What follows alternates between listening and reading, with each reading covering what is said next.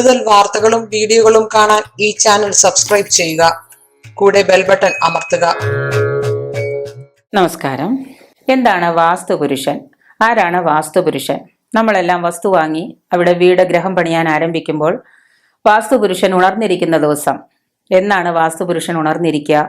ആ വാസ്തുപുരുഷൻ ഉണർന്നിരിക്കുന്ന ദിവസമാണ് നമ്മൾ ഗ്രഹം പണിയേണ്ടത്. അത് എപ്പോഴൊക്കെയാണ്, എങ്ങനെയൊക്കെയാണ് എന്ന് നോക്കാം. ചിലവർ പോയിട്ട് ഏതെങ്കിലും നല്ല ദിവസം കലണ്ടറിലോ മറ്റോ നോക്കിയിട്ട് വാസ്തു ഉണർന്നിരിക്കാത്ത ദിവസമായിരിക്കാം. ശരിക്കും വാസ്തു ഉണർന്നിരിക്കുന്ന, വാസ്തുപുരുഷൻ ഉണർന്നിരിക്കുന്ന ദിവസം തന്നെ നമ്മൾ ഗ്രഹയോഗ്യമായ പണി തുടങ്ങുകയാണെങ്കിൽ തീർച്ചയായിട്ടും ഗ്രഹപ്രവേശം പെട്ടെന്ന് നടത്താമെന്നാണ് സാധാരണ ആചാര്യന്മാർ പറഞ്ഞിട്ടുള്ളത്. ആരാണ് വാസ്തുപുരുഷനെന്ന് നോക്കാം. പണ്ട് ശിവനും കാലനും തമ്മിൽ ഒരു യുദ്ധത്തില് ശിവന്റെ നെറ്റിയിൽ നിന്ന് വീണ ഒരു വിയർപ്പ് തുള്ളിയിൽ നിന്നാണ് വാസ്തുപുരുഷൻ ഉണ്ടായത്. കാലനും ശിവനും തമ്മിലൊരു യുദ്ധം ഉണ്ടായി. അതില് ശിവഭഗവാന്റെ നെറ്റിയിൽ നിന്നുണ്ടായ ഒരു വിയർപ്പ് തുള്ളിയിൽ നിന്നാണ് ഈ വാസ്തുപുരുഷൻ ഉണ്ടായതെന്നാണ് ഐതിഹ്യം പറയുന്നത്.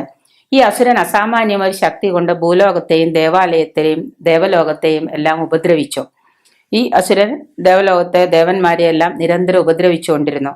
അങ്ങനെ ഈ ഉപദ്രവം സഹിക്കാണ്ടായപ്പോൾ ദേവന്മാര് ബ്രഹ്മാവിനോട് ചെന്ന് പറഞ്ഞു എന്നാണ് പറയുന്നത്, സങ്കടം ഉണർത്തിച്ചു എന്നാണ് പറയുന്നത്. ഞങ്ങൾക്ക് ഭൂമിയിൽ ജീവിക്കാൻ സാധിക്കുന്നില്ല, അല്ലെങ്കിൽ ദേവലോകത്തായാലും ജീവിക്കാനോ സന്തോഷമായിട്ടൊന്നും തുടർന്നുകൊണ്ട് പോകാൻ സാധിക്കാത്തതുകൊണ്ട് എങ്ങനെയെങ്കിലും ഞങ്ങൾക്ക് ഇതിൽ നിന്നൊരു സങ്കടമോചനം ഉണ്ടാക്കി തരണമെന്ന് ബ്രഹ്മാവിനോട് പറഞ്ഞു.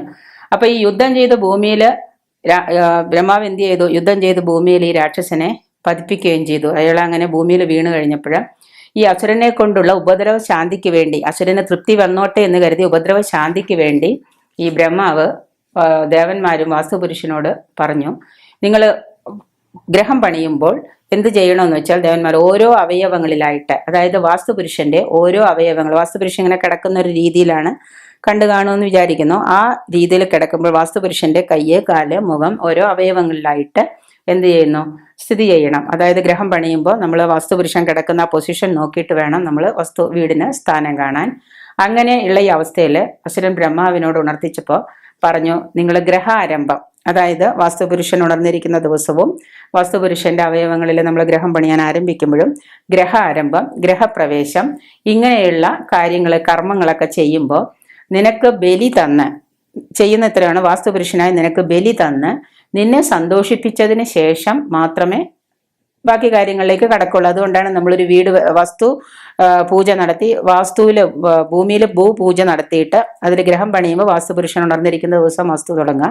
അതുപോലെ തന്നെ പണി കഴിഞ്ഞാൽ ഗ്രഹപ്രവേശം നടത്തുമ്പോൾ നമ്മൾ വാസ്തുബലി നടത്തും.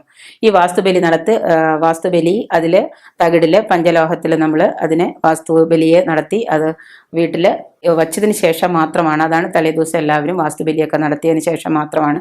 അപ്പോൾ പറഞ്ഞത് ഇതാണ്, വാസ്തുബലി, ഗ്രഹാരംഭം, ഗ്രഹപ്രവേശം ഇത് ചെയ്യുമ്പോൾ നിങ്ങൾ ഈ കർമ്മങ്ങളിൽ നിനക്ക് വേണ്ടത് എന്താണോ അതെല്ലാം തന്നതിന് ശേഷം, നിന്നെ സന്തോഷിപ്പിച്ചതിന് ശേഷം മാത്രമേ നിനക്കുള്ള ആഹാരം കൊണ്ടുതരും എല്ലാവരും. അത് ചെയ്ത് നിന്നെ തൃപ്തനാക്കിയതിന് ശേഷം മാത്രമേ എല്ലാവരും അവിടെ താമസിക്കാൻ തുടങ്ങുകയുള്ളൂ. അപ്പോൾ അതുകൊണ്ട് നീ വാസ്തുപുരുഷൻ എന്നും നീ കീർത്തിമാനായിത്തീരും. നിന്നെ വാസ്തുപുരുഷൻ എന്ന പേരിൽ കീർത്തിമാനായിത്തീരും. അപ്പോൾ ഈ കാലനോട് ഇങ്ങനെ പറഞ്ഞപ്പോൾ അവൻ സന്തോഷവാനായി തീർന്നു.